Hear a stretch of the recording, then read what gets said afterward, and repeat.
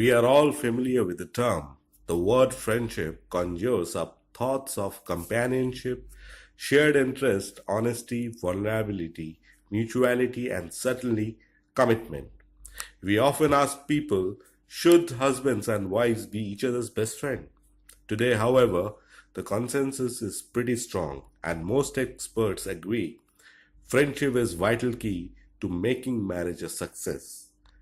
Let's hear it from Shivani Misri Sadhoo on what she has to say about that. I was in a job interview a while back when the person asked me, "What three words would your best friend use to describe you?"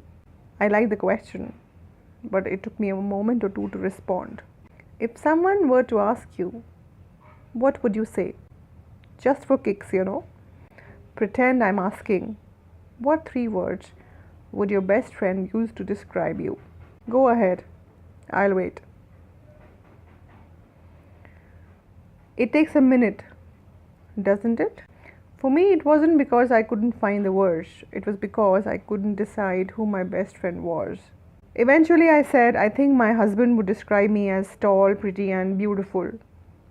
Those weren't the actual words I said. The actual words were more job interviewee.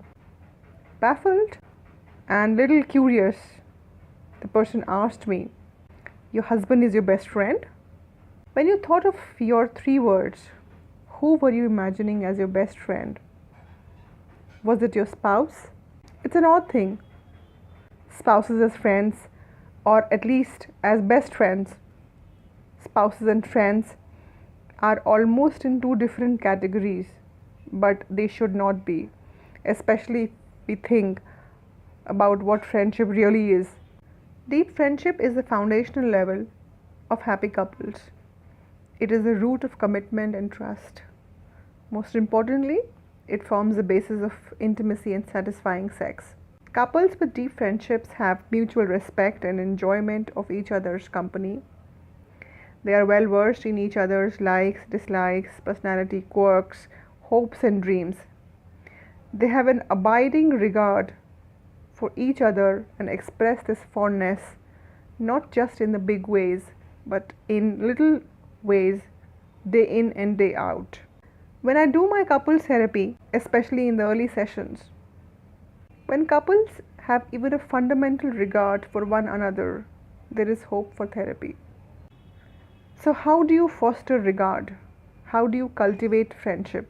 I think it begins by developing two simple skills: asking questions, telling stories. Learn to ask questions. Asking is a skill and you can develop it with practice. And the practice of asking can yield great rewards. If you ask profound questions, you get profound answers. If you ask shallow questions, you get shallow answers. And if you ask no questions, you get no answers at all. Learn to ask profound questions. Ask open ended questions that lead to deeper understanding of your partner's inner world. Again, it takes practice.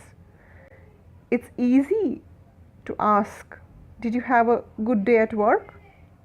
Then, "So, what was it like at work today?" It's even easier to ask, "Are you upset?" Then, "You seem upset. What's going on?"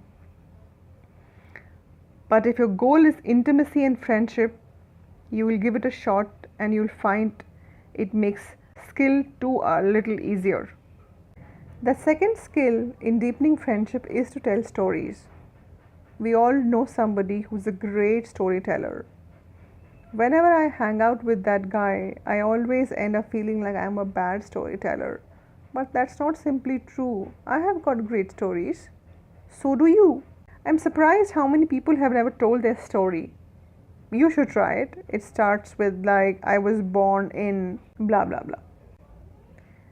And if you are telling it to a curious listener, the opportunity for discovery is boundless.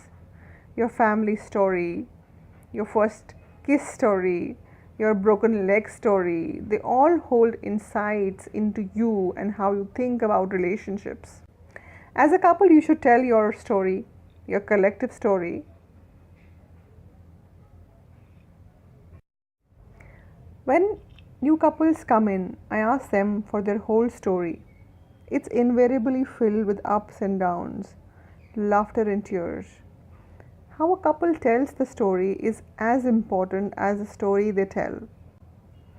Friends tend to glorify the struggle, while couples whose friendship is broken focus more on the struggle itself. It's important to learn how to focus on the stories of perseverance, connection, and joy. Do not underestimate the power of stories. Our brains are designed to be drawn into and motivated by stories. Stories have the power to build and transform relationships. They provide context for the rough spots and remind us that there is something bigger than the struggle. So ask questions, tell stories, indulge curiosity and discovery, create context for exploring each other's likes, dislikes, personality quirks, hopes, and dreams. Focusing on your friendship and cultivating regard is the best thing you can do to your relationship as a whole. It's not terribly complicated. Maybe you start by asking, what three words would you use to describe me? Thank you, Counselor Shivani, for sharing your insights about the importance of friendship in a marriage. Hope to hear soon from you on another interesting topic. Thank you.